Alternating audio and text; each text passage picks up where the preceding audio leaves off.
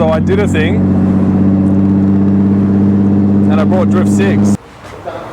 I'm pretty much going to take it to Tom at Atomic Automotive, and he's going to redo the bonnet because it's a bit faded and shit. We're going to have to touch it up here and there. Get the wheels done, the brakes painted, a little bit of clear. I'm not going to go spastic with it because I want to keep it what it was, but we're going to do a livery again and get it all back to how it looked before.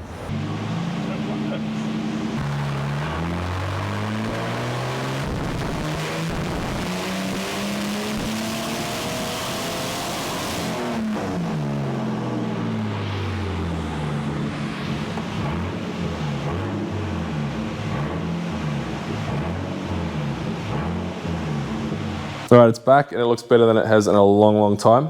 Massive thanks to Tom at Atomic Automotive. He's knocked it out of the park again. He's really the only one I let do any panel and paint on my cars. He fucking kills it. We didn't paint the whole car, so we repaired the front bar, painted that. We painted the whole left-hand side, the spoiler, the rear bar, and that's about it. The front bar was pretty mangled, you've probably seen earlier. This is all damaged, he's repaired it all, painted it what it should have been. What's quite funny as well is that's like the grey it should be, and the back was silver like the GT or like a different silver. So I had mix and match. So that's alright. New headlights, painted the grille. What's even funny is this rubs on the grille on that side and not there. It did. It's how it was. It's how they made it. So we kind of got to leave it. Even if we wanted to move it around, it's, you know, it's a fiberglass bonnet. It doesn't want to sit any different. But these are SAS. I found them. That's what was on it. So we've replaced them. I would like these to be black, but they were silver, so I've got to keep them silver. It's kind of matching what it should be. Looks really good. Side skirts are still original. We didn't paint them, so we'll get that buffed. So it's pretty much going to go from here to Pato. My mate Pato, he's going to polish the roof, the right-hand side, the skirts, and the boot lid. This was repaired where Luffy binned it, and it was real ripply and shit, but basically the DRIF6 on the side was there. They only repaired it to the sticker. So the repair was quite wavy and poo, basically. He pulled all that out, repaired it properly, repainted it, and we just did the whole side. Because this side was average. The other side's actually pretty good. So with the spoiler, these were wrapped like satin black, like I had wrapped, you can see the line on it. We just painted them the same as the bonnet while we were there. The spoiler was real like bubbly and shit. The paint had gone weird, so we went and painted that, we did them. Matched this to the front. I couldn't find a sensor for an F6, but it seems to be missing in all the photos that I have. So kind of leaving it missing to match what it was. Fuck it, we'll do that. But yeah, as you can see, this side's actually not bad. I had the car PDR'd as well before it went to paint, so all the little dents have been knocked out of it. It looks pretty good. So once Pato's worked his magic on this side of the roof, I think it'll look really good. The paint match isn't actually that bad. Like in certain lights you can see new paint, old paint. But yeah, the bonnet is definitely sick. It made the car. Like now that that's all done, he also repaired a little bit of rust and stuff that we had down the bottom from like just brake fluid leaking and making it go a bit shit. Let's have a look. I haven't actually opened this yet since he's fixed it. I got to repair this too. So down here it was quite rusty. We left it a little bit rough because it was a little bit rough. What else? Up under the booster we painted because again it was pretty shit.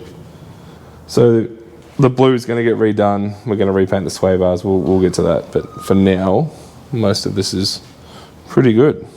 Okay, so brakes are getting painted as well. Tom's doing the repainting the Brembos because they've done the whole Brembo thing and gone pink and all clear peeling. Got new T3 rotors to go everywhere, pads. So we'll do that. I've got to get some wheels painted. So this thing's got one wheel that's a different offset. 3 of them are 28 offset, the other one's 35. So I'm trying to find a matching 28. I think it's 28. So hopefully Sunny is going to give me one or trade me one. And then we'll get them recoat, put some new rubber on it, and it'll be new brakes, new wheels, tyres. It'll look sick.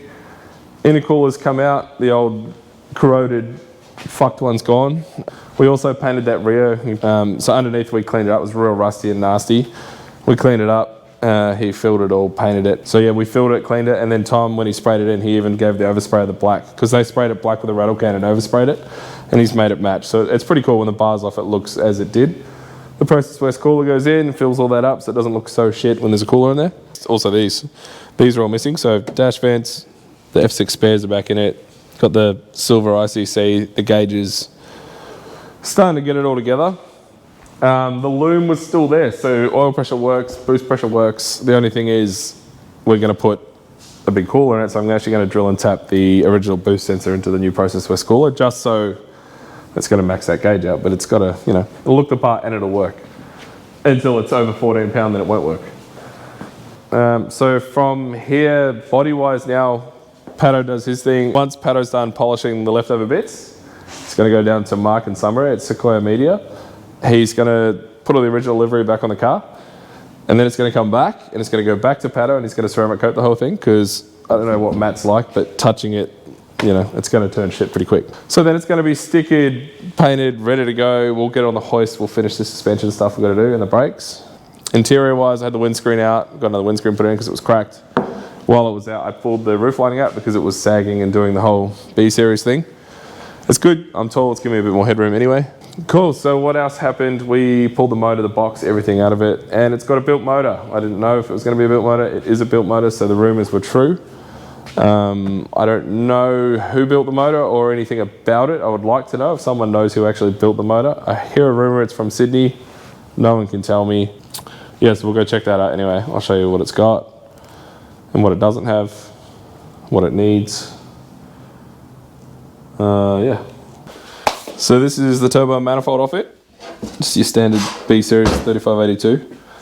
And this is all the temperature stuff that it had, which is hard out. It's got a lot. It's got 2 in the dump, 3 in the dump, 1 in the exhaust housing, 2 in the manifold.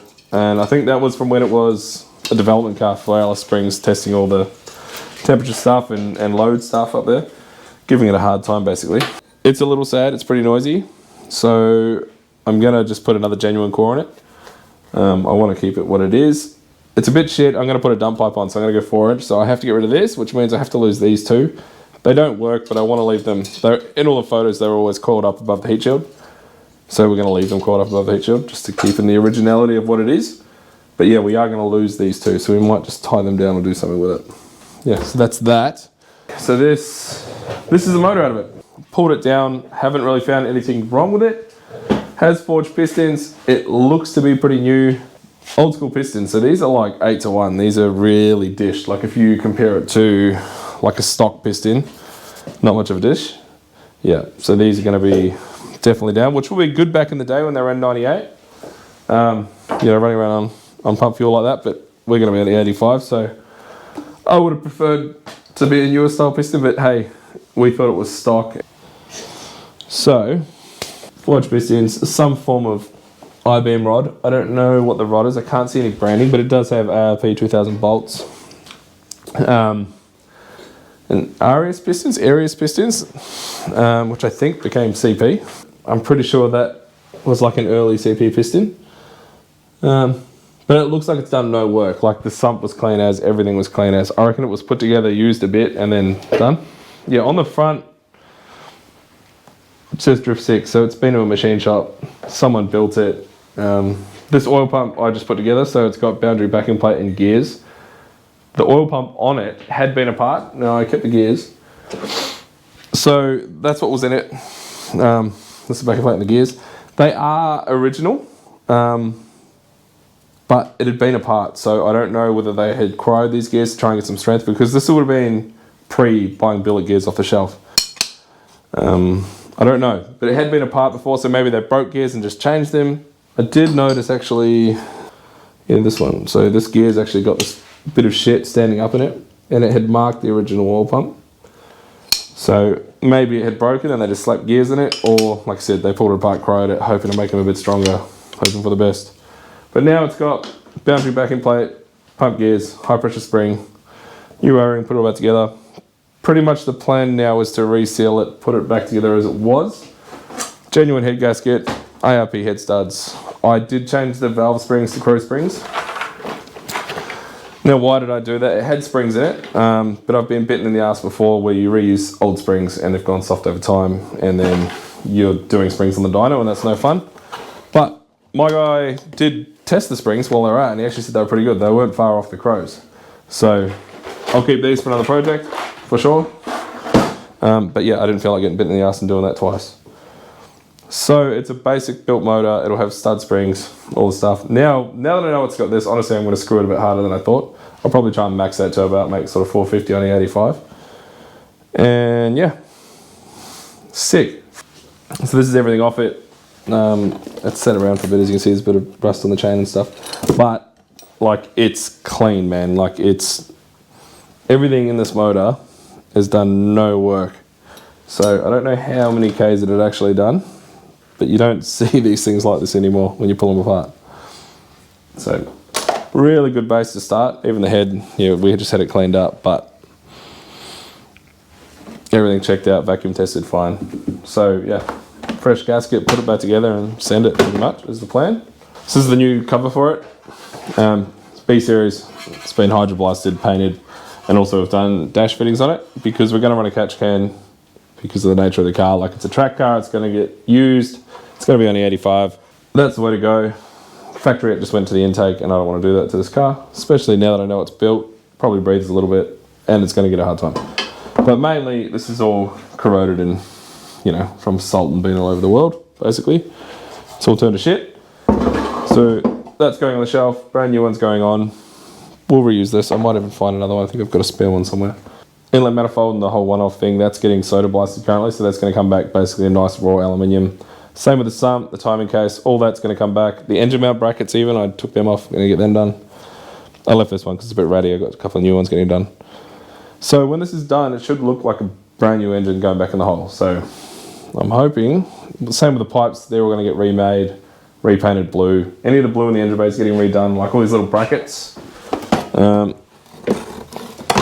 I am putting these back just because they were there. They were never actually hooked up. They never even got tapped. But they were there, so they're going back just to look the part. But yeah, all these will get touched up. Anything that was blue in the original photos is getting repainted. So I'm hoping you pop the bonnet and it's like a little time capsule and it's as it was in 2008. That's the plan. All right, so this is what we had in it. So this is just your standard 300 by 600 by like 76 Auto Technica cooler or something, but that's what they wanted to put in at the time. It looked cool compared to the stock little cooler. It probably was better than the stock B series cooler. But pretty much this is the biggest off-the-shelf BF intercooler you can buy from Process West. It's this stage 3 core. It's a heap bigger. It's 100mm thick. Yeah, you can see the difference. It comes right up, fills the grill up. And it's just a heap better quality core. All right, so this is the Process West twin pump surge tank that we use. Now we use this on 90% of our builds. In my opinion, it's the best bolt-on surge tank for a Falcon. Goes on the chassis rail under the inlet manifold in the engine bay. It's nice short lines to the engine. It comes with a complete fitting kit, reg, everything. It's definitely one of the best kits you can buy. Two 460s, it'll take you a long way, and we even sometimes put two 525s in there if we want to go further. Like we've had 900 kilowatts at the wheels with two 525s in here and an 8-second car. I prefer these because they're internal pumps, not external pumps. Yeah, I guess personal preference. But anyway, it's going to give us enough fuel to take this car way further than we need to. And the other thing, being a track car and cornering and running it low on fuel, it will stop a lot of fuel slosh, fuel surge, which these things are known for. Anyone with low tank throwing them around being a dickhead will see that the car backfires, cuts out and makes even noise. Surge tank will eliminate that. So that's the main reason we're doing it. So injectors online, hooked us up with a set of XS 1500s. Again, E85, pushing it hard. I would always push people to put 1500s in over 1000s. Really good injector. Expensive, but flow match, killer, had no issues. Don't block up. That's what you buy if you got a barrel on the 85 and you want to push it. Under 700 kilowatts, that's what you buy. So anyway, shout out to them for helping us with these. So they're going on. Map sensor, 4-bar map sensor. Again, when you push more boost with that turbo, I don't know if we'll get there, but we'll probably clip it. So we're going to put that in, and that's just a little loom to let that work. So this car should be really over-fueled for the turbo that's on it. Yeah, it's good. It's good just modernising it and putting all the right parts on it and knowing we won't have any issues. All right, so this is my pile of shit for DRIF6, but you get the idea. Brand new throttle body, thermostat housing, fuel rail, just stuff to clean it up because it was all corroded and nasty. But actually a couple of cool things. That's the fuel pump out of it, had a Walbro 255. Now, I see a lot of shitty fuel pump installs, and we were kind of all making the joke that this was going to be fitted really bad, but this is really cool. Someone's put the time and effort into actually cutting a bit of pipe down that's the right size. Yeah, basically, that was out there. It fits nicely on the bottom, and it just sat it off the bottom of the fuel tank. Like, pretty cool. I haven't seen that done. I was actually kind of impressed. Oh, this is another cool thing. This was in the roof lining. Clearly been stamped or signed or whatever. Like, if it was like a one-of-one super rare car that you gave a shit about, it might be cool, but a little bit of something kind of cool there. All the Delta gear. So Delta came on board and have hooked us up with pretty much a whole rear end. So their braces, the sway bar links, camber arms, tow arms, shock mounts, blade arms, and then of course we'll put the Super Bowl bushes in there. So that was really cool. Also found some FPV scuff panels, which I'm going to put on just to... GJ jumped on board as well, hooked us up with one of their Light Series single piece alloy shafts. Super strong. Basically the one that was in it was the factory 2-piece one, and it was rusty. The center bearing was gone. If you're going to be clutch kicking something with 500 kilowatts, probably want something like this, not the standard shaft. So that's going in. Yeah, the other thing we're going to do is maybe replace that factory AP twin plate clutch, because it's fucking heavy and it's done some work. You should see the marks in it. I'll dig it out later. So I don't know, we're going to put some kind of twin plate in it that's a little bit more aggressive and a little bit more reliable. As far as exhaust goes, because we're running the factory turbo, we're just going to do this. We're just going to put like an X4 stump pipe. We'll modify it clearly for the side exit. So we'll come down, we'll go to an oval 3.5 inch and then stick it out the side where it was before.